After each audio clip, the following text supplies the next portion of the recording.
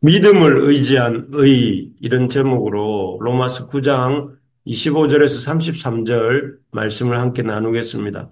어제 말씀에서 우리는 이 하나님의 주권적 선택하심에 대해서 살펴보았습니다. 하나님의 주권적 선택에 세 가지 이 특징이 있다, 이렇게 말씀드렸는데요. 하나님의 이 주권적 선택하시는 주권의 세 가지 특징은, 첫째는 모든 인간은 한 사람도 예외 없이 구원이 아니라 심판을 받아야 마땅하다 하는 것입니다.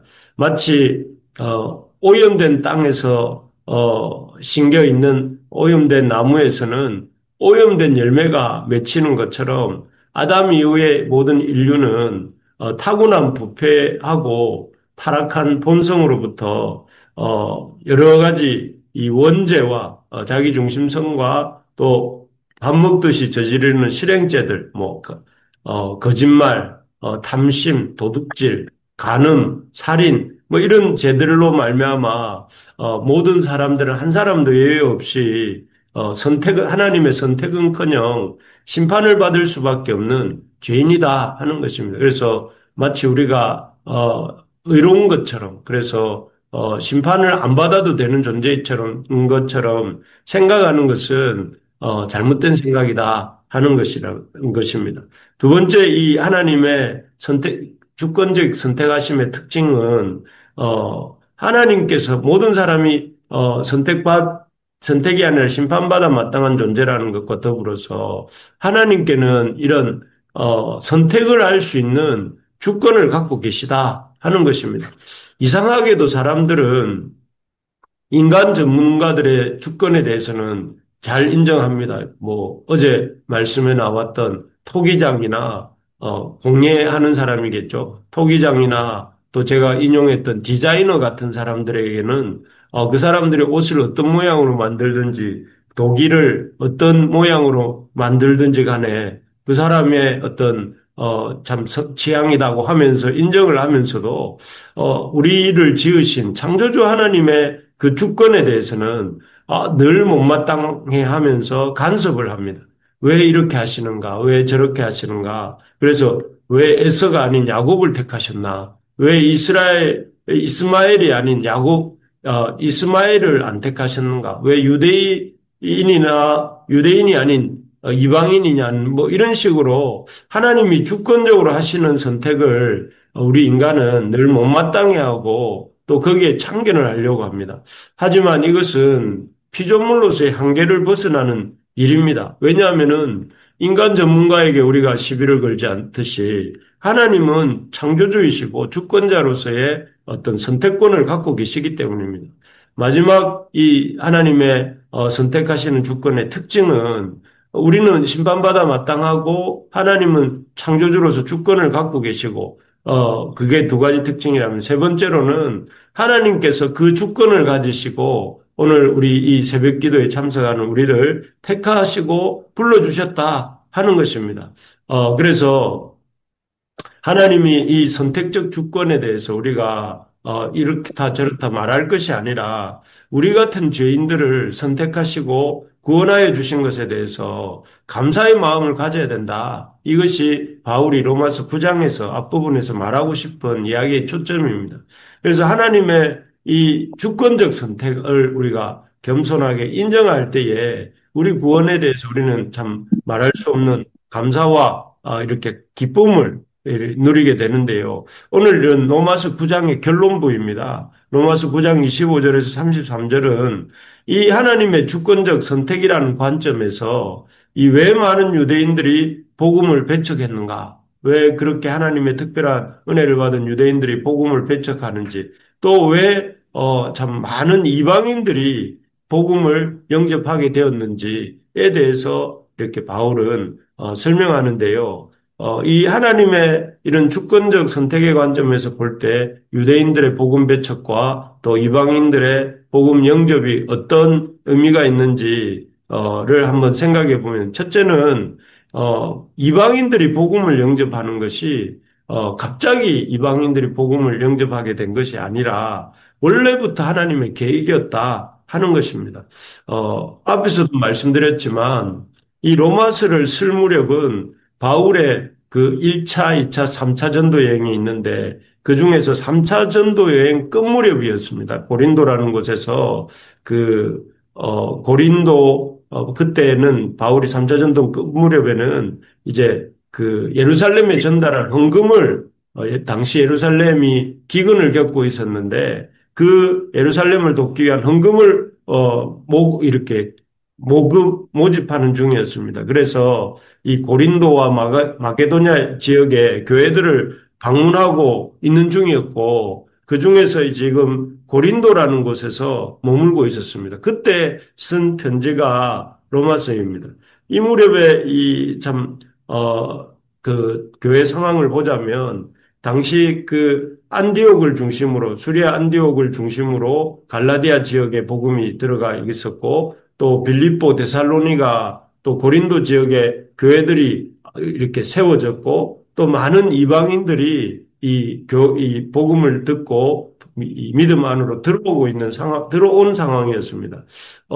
참 도대체 어떻게 이 이방인들이 이렇게 복음을 듣고 교회 안에 들어와 또 성도가 되었는지, 참, 사람들은 신기하게 생각하면서도 놀랍게 생각하고 있는 상황이었습니다. 그런 상황에서 이 이방인들의 복음에 대한 참여, 이방인들 교회에 세워지는 이런 것에 대한 대답이 오늘 본문 25절, 26절입니다. 여기를 제가 한번 읽어보겠습니다. 호세아의 글에도 이르기를 내가 내 백성 아닌 자를 내 백성이라 사랑하지 아니한 자를 사랑한 자라 부르리라. 너희는 내 백성이 아니라 한 그곳에서 그들이 살아계신 하나님의 아들이라 일컬음을 받으리라 한 것 같으니라. 여기 보면 이제 호세아 선지자의 글을 바울이 인용하는데 호세아는 기원전 8세기쯤에 이렇게 활동했던 선지자입니다. 그런데 기원전 8세기면 예수님 오시기 800년쯤 전에 선지자인데요. 그가 뭐라고 했느냐면은 이스라엘이 아닌 이방인을 이렇게 하나님께서 불러내시고 그들을 사랑하는 자라 내 백성이라 부르실 것을 말씀하고 계시는 것을 볼 수가 있습니다.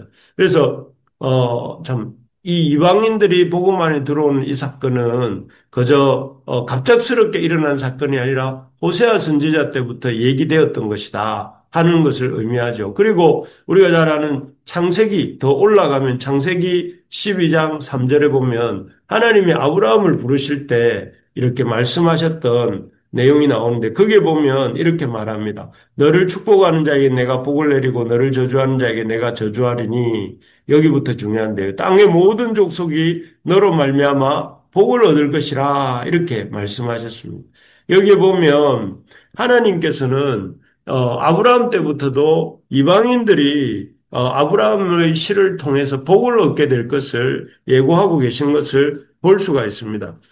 그렇습니다. 참으로 하나님의 참 그 약속대로 호세아 선지자나 아브라함에게 주셨던 그 말씀처럼 많은 이방인들이 주께로 돌아와 주님을 영접하고 있는 것은 그 약속대로 된 일이다 하는 것입니다. 그래서 우리가 그렇구나. 이방인들이 바울을 통해서 복음을 듣고 믿고 또 교회로 세워지는 것이 하나님의 그 오래된 약속이 실현된 것이구나 하는 것을 깨닫게 됩니다. 참으로 천지는 없어지겠으나 내 말은 1.1핵도 떨어지지 않고 응하리라 이렇게 말씀하셨는데 그 말씀처럼 우리 하나님의 말씀이 그대로 이루어진다 하는 것을 우리가 볼 수 있는 것입니다. 그래서 참 우리가 기억해야 될 것은 이방인들이 복음 안에 들어오는 것처럼 하나님의 약속이 지금도 이루어질 것이다. 그래서 우리가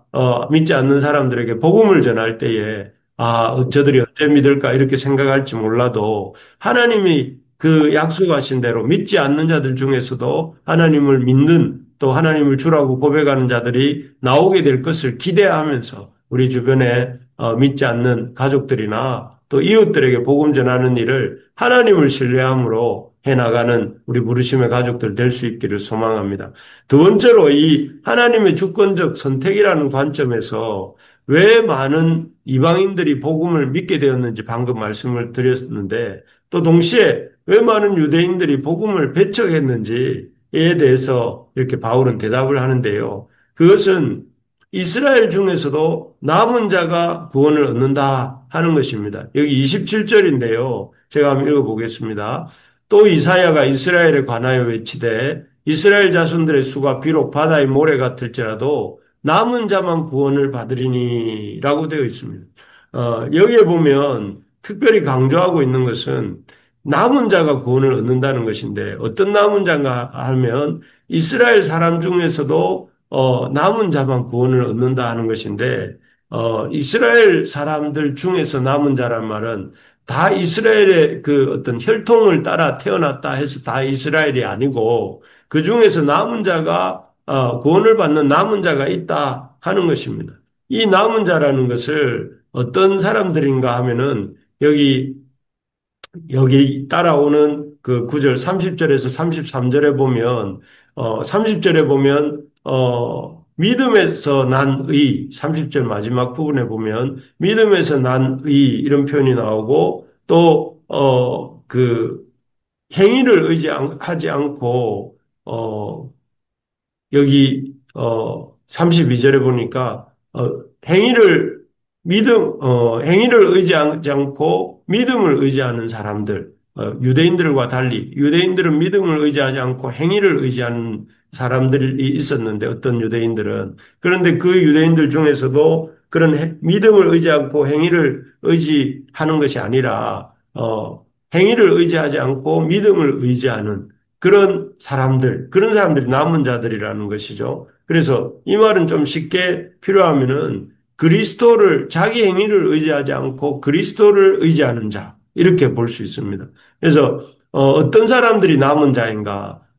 자기 행위를 의지하고 예수님을 믿지 않는 자가 아니라 자기 행위를 의지하지 않고 예수님을 믿는 자 그런 사람들이 남은 자다 하는 것입니다. 그래서 실제로 이방인들이라 할지라도 예수님을 의지하고 자기 행위를 의지하지 않는 자는 의롭다 하심을 얻게 되고 반면에 유대인이라 할지라도 자기 행위를 의지하고 예수님을 의지하지 않는 자는 걸림돌에 부딪혀 부끄러움을 당하게 된다 하는 것입니다. 그래서 혈통적으로 이스라엘이라고 해서 다 구원을 얻는 것이 아니라 이스라엘 중에서도 하나님의 약속을 믿고 하나님의 그 보내신 의가 되시는 예수 그리스도를 의지하고 자기를 의지하지 않는 유대인은 구원을 얻고 반면에 하나님의 의를 의지하지 않고 자기 의를 의지하는 그런 믿음을 가진 유대인들은 하나님이 주시는 구원을 얻지 못한다 하는 것입니다. 그래서 우리가 기억해야 될 것이 이스라엘이 왜 구원받지 못하는가가 아니라 우리가 하나님의 이스라엘이 되려고 한다면 우리의 의를 의지하지 아니하고 예수님을 하나님의 보내신 예수 그리스도를 우리의 의로움으로 의지하고 그분을 기뻐하는 그분을 의지하고 그분께 참 그분을 따르면서 그분을 따라가는 사람 그런 사람이 남은 자요 하나님의 놀라운 구원을 맛보게 된다 하는 것입니다. 그렇습니다. 말씀을 정리하겠습니다. 구원에 있어서 하나님의 주권은 예수 그리스도 자기 행위를 의지하지 않고 예수 그리스도의 의를 의지하는 자들을 기뻐하십니다. 그래서 하나님은 이방인이든지 그가 이방인이든지 유대인이든지 자기 의를 의지하지 않고 하나님을 의지하는 사람들에게 하나님의 놀라운 이 구원을 주시는 것입니다. 그래서 이 복음이 어떤 혈통으로 말미암아 얻는 구원도 아니고 이 복음이 어떤 능력을 따라 얻는 구원도 아니고 예수 그리스도를 의지함으로써 얻는 구원이고 또 그것은 하나님의 은혜의 선물이라는 것을 이렇게 우리에게 보여주고 계시는 것입니다. 그렇습니다. 우리가 하나님의 이 놀라운 복음을 받은 것을 먼저는 기뻐하고 또 동시에 이 복음을 우리에게만 머물게 하는 것이 아니라 우리를 통해서 바울이 그렇게 1, 2, 3차 전도여행 또 마지막에는 로마까지 가서 제수로 로마에서 아직 로마까지 가서 복음을 전하려고 애썼던 것처럼 우리도 우리에게 주신 이 복음을 힘써 전하고 또 우리 하나님께서 교회를 세우신 목적도 이 복음을 전하라고 우리를 세우신 것이니 우리가 힘써 복음을 전하는 우리가 될 수 있기를 소망합니다. 그래서 우리를 통해서 생명의 복음이 힘써 전파되어지는 그런 역사가 일어나게 되기를 간절히 기도합니다. 그래서 이번 가을에는 우리가 더욱더 하나님이 주신 이 구원의 은혜를 인하여 기뻐하고 감사하면서 동시에 이 놀라운 복음의 이 소식을 우리의 이웃들에게 전하는 우리 주변의 이웃들 중에 참 낙심하고 삶의 의미를 못 찾아서 힘들어하는 이웃들이 많이 있습니다. 그분들에게 증거하는 그런 이 계절, 이 가을 또 이번 한 주간 되시기를 주의 이름으로 축복합니다. 아멘.